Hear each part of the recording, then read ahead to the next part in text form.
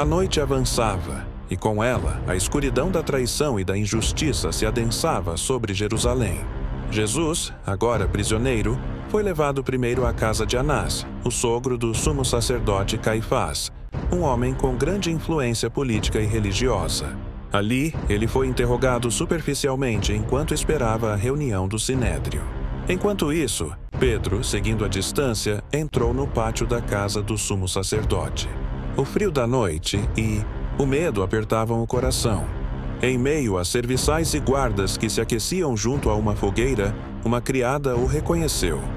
Tu também estavas com Jesus, o Nazareno. Pedro, apavorado, negou veementemente. Não sei do que falas. Um galo cantou pela primeira vez. Não demorou para que outras pessoas o identificassem, e por 3 vezes, com juramentos e maldições, Pedro negou conhecer Jesus. O galo cantou pela segunda vez.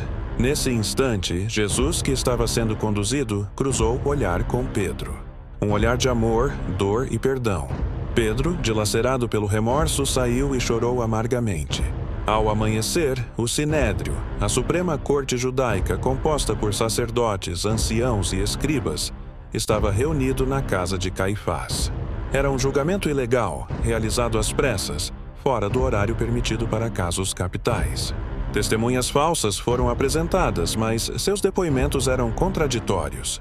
Jesus permaneceu em silêncio diante das acusações. Finalmente, Caifás se levantou e perguntou diretamente: Eu te conjuro pelo Deus vivo que nos diga se tu és o Cristo, o Filho de Deus. Jesus respondeu com ousadia: Tu o disseste, todavia eu vos digo que de agora em diante vereis o Filho do Homem assentado à direita do Todo-Poderoso e vindo sobre as nuvens do céu. Essa declaração, afirmando sua divindade e messianidade, foi considerada blasfêmia pelos líderes religiosos. Rasgando suas vestes, Caifás exclamou: Blasfemou! Que necessidade mais temos de testemunhas? Eis que agora acabais de ouvir a sua blasfêmia. Que vos parece? A condenação foi unânime. É réu de morte.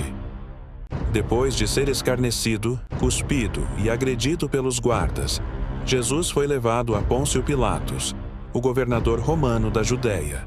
Os líderes judeus não tinham autoridade para executar a pena de morte, por isso precisavam da aprovação romana. Pilatos, um homem pragmático e cínico, sentou-se em seu tribunal, o pretório.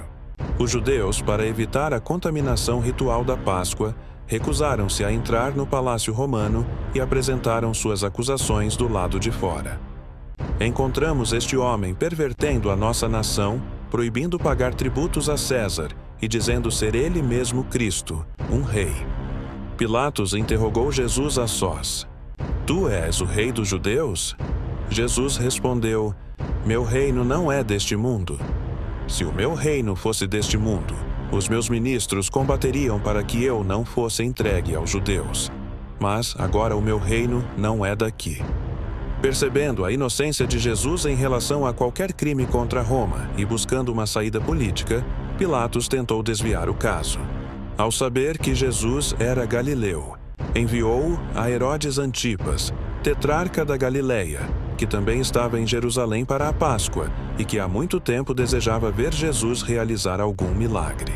Herodes, contudo, ficou desapontado quando Jesus se recusou a falar ou a realizar qualquer sinal. Zombou dele, vestiu-o com uma roupa esplêndida e o devolveu a Pilatos. De volta ao pretório, Pilatos tentou mais uma vez libertar Jesus. Era costume na Páscoa o governador soltar um prisioneiro escolhido pelo povo.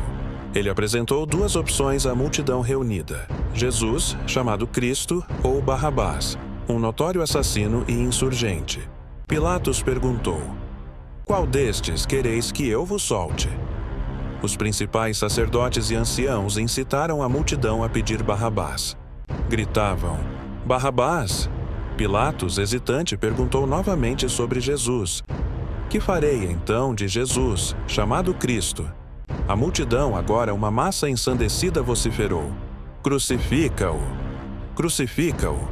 Tentando apaziguá-los e livrar-se da responsabilidade, Pilatos mandou trazer água e lavou as mãos diante da multidão, dizendo: Sou inocente do sangue deste justo. Vede vós. A multidão respondeu: O sangue dele caia sobre nós e sobre nossos filhos. Para completar o espetáculo de crueldade, Pilatos ordenou que Jesus fosse flagelado, um castigo brutal que muitas vezes levava à morte.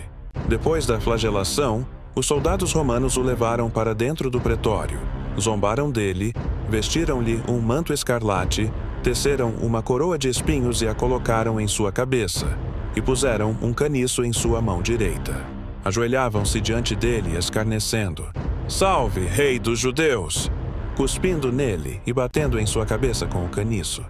Assim, exausto, ensanguentado e humilhado, Jesus foi levado de volta a Pilatos, que o apresentou mais uma vez à multidão com as palavras: Eis o homem. Esse homo. Mas a visão do Messias ferido não amoleceu seus corações.